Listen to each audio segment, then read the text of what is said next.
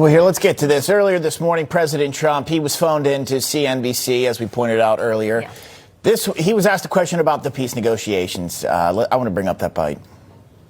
You're saying that you need at least the prospects for a signed deal today and tomorrow, or else you would resume bombing Iran. Well, I expect to be bombing because I think that's a better attitude to go in with, but we're ready to go.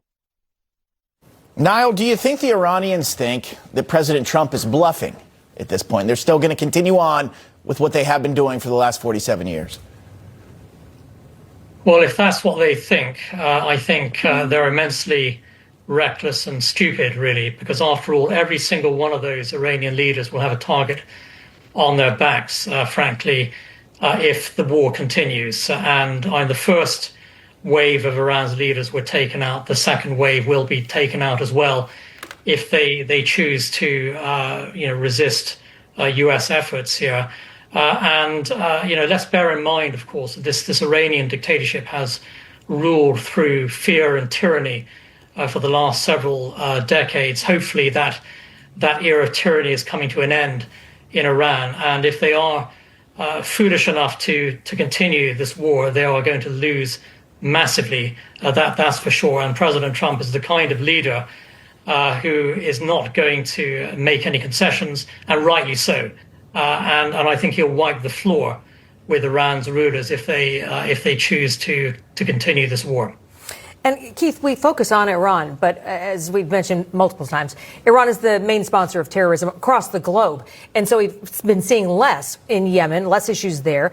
And we now have Israel and Lebanon speaking. So are there some things outside of this specific, Strait of Yemen issue or Strait of Hormuz issue that we should really be taking into account as we calculate our progress towards bringing peace to the Middle East? Sure. I mean, Iran has been a key sponsor of terror across the entire region and indeed around the world. I mean, the problem with Iran has existed for the last nearly 50 years, and this is an opportunity for President Trump to solve that problem and benefit future generations and the whole globe. No one on this planet will be safer if the Iranian regime has a nuclear weapon. And I look forward to backing up President Trump and this line of work in Congress. That's part of why I'm running for Congress here in the 2nd District in Florida's Panhandle. Fortunately, I'm ahead by all metrics. I'm ahead in the polls. I've got almost $6 million cash on hand.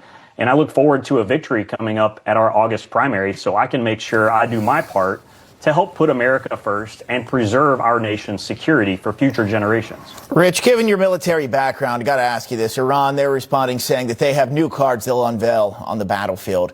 What do you think that could be? Go fish. Is it go fish, as Edie says? Or are they just kind of saber-rattling at this point?